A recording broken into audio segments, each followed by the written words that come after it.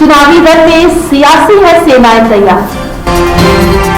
क्या होंगे चुनावी वादे, क्या है सियासतदानों के इरादे, देखते रहिए हमारे साथ चुनावी अपडेट। आप देख रहे हैं सिटीजन वॉइस, मैं हूं शब। अब वक्त हो चुका है दिन भर की ताजा खबरें जानने का, तो डालते एक नजर।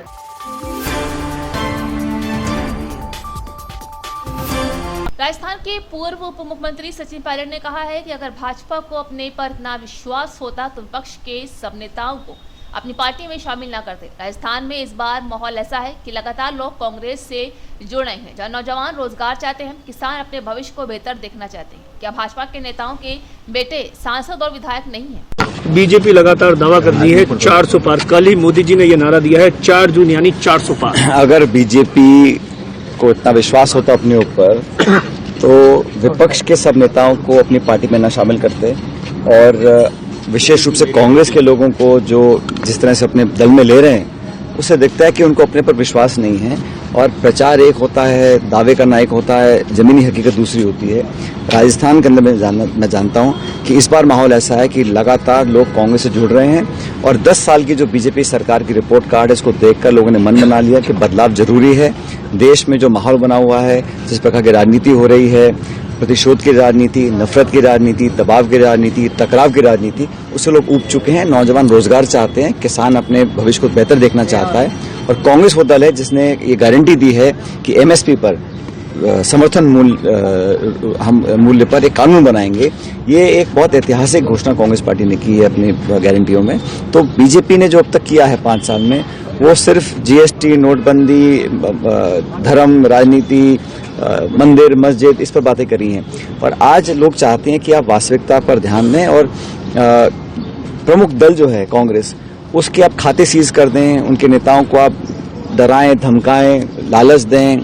इस प्रकार की राजनीति को लोग पसंद नहीं करते हैं। देश के प्रधानमंत्री नरेंद्र मोदी कल राजस्थान में थे। सीधे तौर पर कांग्रेस पर यह आरोप लगाया कि कांग्रेस ही बार बार प्रचार कर रही, आग लगा दी। 10 साल में कौन सी आग लगा दी? भ्रष्टाचार और इंडिया अलायंस को लेकर तमाम बड़े बड़े आरोप लगाए हैं। देखिए, आमतौर पर होता राजनीति में जो विपक्षी दल होता है वो आरोप लगाता है सत्ताधारी दल के ऊपर। मैंने पहली बार देखा है कि सत्ता में बैठे लोग आरोप लगा रहे हैं नेहरू जी पर, मनमोहन सिंह जी पर, मतलब पुराने इतिहास को खंगाल रहे हैं। आपने 10 साल में क्या किया, हमें ये बताइए ना। इस 10 सालों में हम पे आरोप लगाते हैं परिवारवाद का, फलाना। वो कहते हैं 60 साल का पाप धो रहे हैं। तो मुझे बताओ, बीजेपी के जो मुख्यमंत्री हैं उनके बच्चे नहीं है क्या सांसद, विधायक? रमन सिंह जी के लड़के सांसद रहे, वसुंधरा के लड़के आज सांसद हैं। हमारे हिमाचल के मुख्यमंत्री थे धूमल साहब, उनके बेटे सांसद थे। तो उनकी पार्टी के नेताओं, बच्चे, भतीजे अगर चुनाव में राजनीति लड़ते आते हैं तो वो ठीक लगता है। और एनडीए जब बिखर गया है और इंडिया अलायंस मजबूत हो रहा है, तो बीजेपी में एक डर पैदा हो गया कि ये इंडिया अलायंस की पार्टीज का जो वोट शेयर है वो 65% था 2019 में, और एनडीए को टोटल 35% वोट मिले थे। तो ये तो हकीकत है, आंकड़े हैं, इसको झुटला नहीं सकता। इसीलिए ताबड़तोड़ रैलियां कर रहे हैं, नाना प्रकार की बातें कर रहे हैं, दुष्प्रचार कर रहे हैं, दावे कर रहे हैं, मीडिया का दुरुपयोग भी हो रहा है। लेकिन मैं मानता हूं कि जनता सब जानती है, और इस देश का मतदाता बहुत समझदार है। बीजेपी को लेकर आप कांग्रेस में थे, उस समय भी आवाज उठाते रहे थे, अब ताबड़तोड़ कार्रवाई हुई। मैं तो नौजवानों के हित की बात करता रहा हूं, चाहे हम सत्ता में रहें, चाहे विपक्ष में रहें। और पेपर लीक जैसे गंभीर मुद्दे पर अगर हम लोग जड़ तक पहुंचकर बड़े लोगों को एक्सपोज करते हैं तो उसका मैं हमेशा स्वागत करता हूं। लेकिन भाजपा की सरकार को प्रतिशोध और बदले की भावना से काम नहीं करना।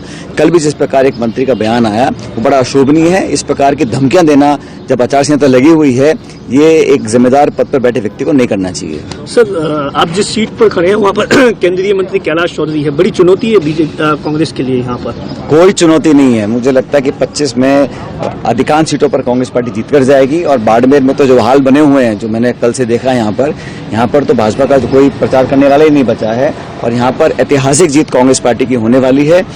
हम लोग पूरी ताकत से लड़ रहे हैं, एकजुटता से लड़ रहे हैं, और धर्म जाति से उठकर हम मुद्दों की बात कर रहे हैं, और कांग्रेस पर लोगों का विश्वास है। यहाँ पर रविंद्र सिंह भाटी भी कांग्रेस के लिए एक बड़ी चुनौती है, मुस्लिम वोट बैंक को लेकर, वो भी खड़े हैं, निर्दलीय विधायक है। मैंने कहा ना भाई, हर एक को आजादी है चुनाव लड़ने की, वो निर्दलीय हो, किसी दल के हों, लेकिन कौन जीतेगा कौन हारेगा इसका निर्णय जनता करेगी।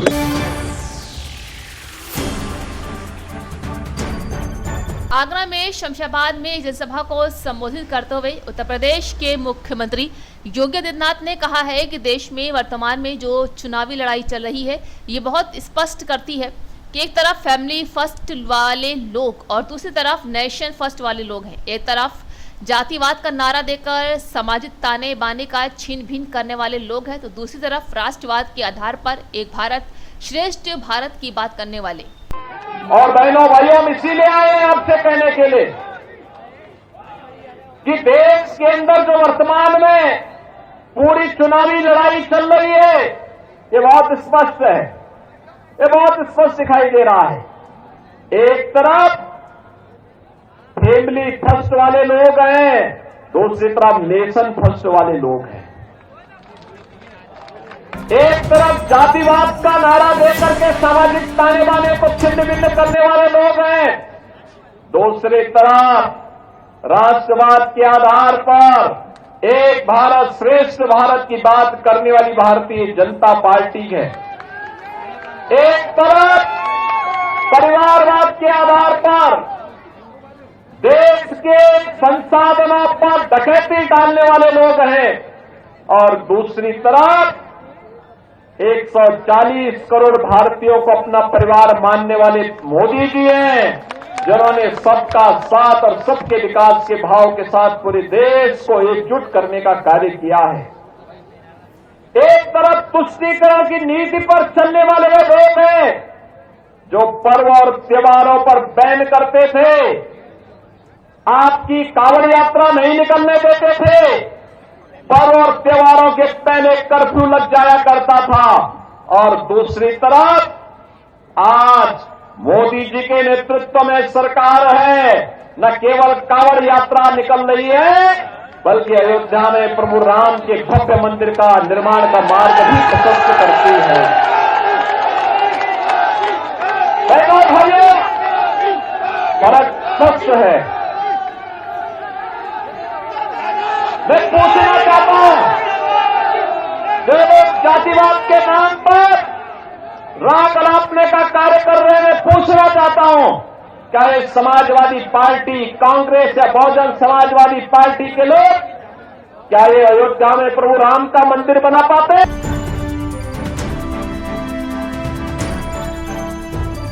केरल में कांग्रेस सांसद राहुल गांधी ने कहा है कि आपका सांसद सदस्य होना मेरे लिए सम्मान की बात है। मैं आपके साथ एक मतदाता की तरह व्यवहार नहीं करता और ना ही आपके बारे में सोचता हूँ। मैं आपके साथ वैसा ही व्यवहार करता हूँ और आपके बारे में वैसा ही सोचता हूँ जैसे मैं अपनी छोटी बहन प्रियंका के बारे में। Like we do from all families, I have received love and affection. I have learned so much from my brothers, my sisters. It has been an honor for me to be your member of parliament. പ്രിയപ്പെട്ട സഹോദരി സഹോദരന്മാരെ, ഞാൻ നിങ്ങളിൽ നിന്ന് ഒരുപാട് പഠിച്ചിട്ടുണ്ട്. എന്നെ സംബന്ധിച്ചിടത്തോളം വയനാടിന്റെ പാർലമെന്റ് അംഗമാകുന്നത് എന്നത് ഏറ്റവും വലിയ ബഹുമതിയായിട്ടാണ് ഞാൻ കാണുന്നത്. I don't treat you and think of you like an electorate. I treat you and think of you the same way I think of my little sister Priyanka over here. ഞാൻ നിങ്ങളെ എത്രമാത്രം സ്നേഹിക്കുന്നു എന്നുള്ളത് പോലെ തന്നെ നിങ്ങളെ സ്നേഹിക്കുന്നത് പോലെ തന്നെ എന്റെ കൊച്ചു സഹോദരി പ്രിയങ്ക ഇവിടെ ഉണ്ട് എന്നുള്ളത് എനിക്ക് അറിയാം. So in the houses of Wayanad, I have sisters, I have mothers, I have fathers,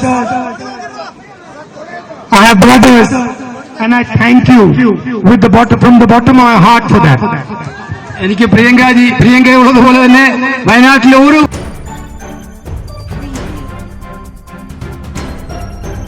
Srinagar में DPAD के अध्यक्ष व जम्मू कश्मीर के पूर्व मुख्यमंत्री गुलाम नबी आज़ाद ने कहा है, मैं किसी पार्टी या नेता के खिलाफ नहीं हूं, हमारा अपना एजेंडा है। जम्मू कश्मीर के मतदाताओं को फैसला करना है कि उनकी लड़ाई संसद में कौन बेहतर लड़ सकता है। अभी आपने देखा एनसीपी के जो नाम आया है मियाल साहब, कोई नहीं, शायद पीडीपी में शायद महबूबा का नाम आ जाए। कोई आए, वेलकम। मैं किसी पार्टी के खिलाफ नहीं हूं, न किसी लीडर के खिलाफ हूं। पॉलिटिक्स तो ऐसे ही होती, पॉलिटिक्स तो आसान नहीं होती है, पॉलिटिक्स तो लड़ाई है। पॉलिटिकल हमारा अपना एजेंडा है, मैंने अपना एजेंडा बताया, उनका अपना एजेंडा होगा। तो अल्टीमेटली तो अवाम है, कश्मीर के अवाम है, कश्मीर के वोटर हैं, पीर पंचाल के वोटर हैं या जम्मू सूबा के वोटर हैं, ये उनको फैसला करना है कि पार्लियामेंट में उनकी नुमाइंदगी, बेहतर नुमाइंदगी कौन कर सकता है, उनकी लड़ाई पार्लियामेंट में कौन लड़ सकता है। ये न कांग्रेस फैसला कर सकती है, न एनसी फैसला कर सकती, न पीडीपी, और न मैं फैसला कर सकता हूँ। ये कश्मीर के अवाम फैसला, और कश्मीर के अवाम जो है या जम्मू कश्मीर के अवाम है, चाहे वो पीर पंचाल के भी हों या यहाँ के भी हों, वो सियासी सूझबूझ रखते हैं, वो अच्छी तरह से जानते हैं कि कौन उनकी नुमाइंदगी कर सकता है। सर, नॉर्थ में और सेंट्रल कश्मीर में अभी आपके कैंडिडेट्स के नाम बाकी हैं, आप प्लान कर रहे हैं कि यहाँ से भी कैंडिडेट? देखें, जो आगे इलेक्शन नजदीक आते जाएंगे वो तो बाद में है, सबके बाद में है। अब जो एक सामने आता है तो उसका एक कैंडिडेट हम खड़ा करते हैं। सर, एक आखिरी सवाल है बस। सर, एक गठजोड़ बन रहा था, ऐसे कह रहे हैं, अपनी पार्टी है या जेकेपीसी और आपकी, तो उसके कैसे प्रोस्पेक्ट्स बन रहे हैं सर? अभी हमारे कोई अलायंस किसी के साथ नहीं हुआ। अभी तो हम, जैसे मैंने पहले ही कहा कि हम इनफरादियत अपनी कायम रखना चाहते हैं। वो इनफरादियत जरूरी है। हमने काम किया है एज चीफ मिनिस्टर यहाँ, एज हेल्थ मिनिस्टर यहाँ। अब जो ये आज की कॉन्स्टिट्यूंसी है, इसमें भी तब तो मुझे मेरे वहम गुमान में भी नहीं था कि मैं कभी अनंतनाग और पीर पंचाल से इलेक्शन लड़ूंगा, या कभी वहम गुमान में भी था कि ये एक कॉन्स्टिट्यूंसी बनेगी। लेकिन तो भी मैंने पीर पंचाल में भी एक मेडिकल कॉलेज दिया था, राजौरी। मैंने अनंतनाग में भी, साउथ कश्मीर में एक मेडिकल कॉलेज अनंतनाग में दिया था। तो मैंने हर इलाके के लिए काम किया।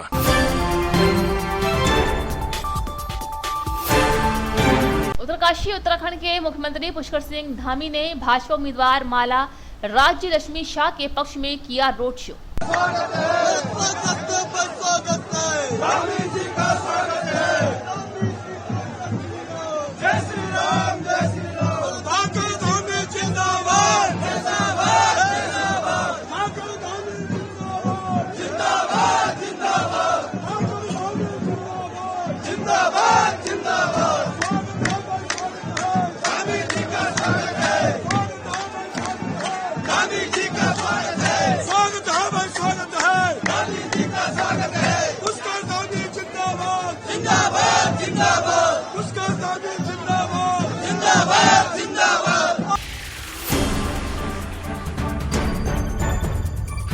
ताजा खबरों के दौर में बस इतना ही। ताजा खबरों की अपडेट के लिए जुड़े रहिए हमारे साथ सिटीजन वॉइस पर और सब्सक्राइब करें हमारा यूट्यूब चैनल और विजिट करें हमारी वेबसाइट www.citizenvoice.in पर।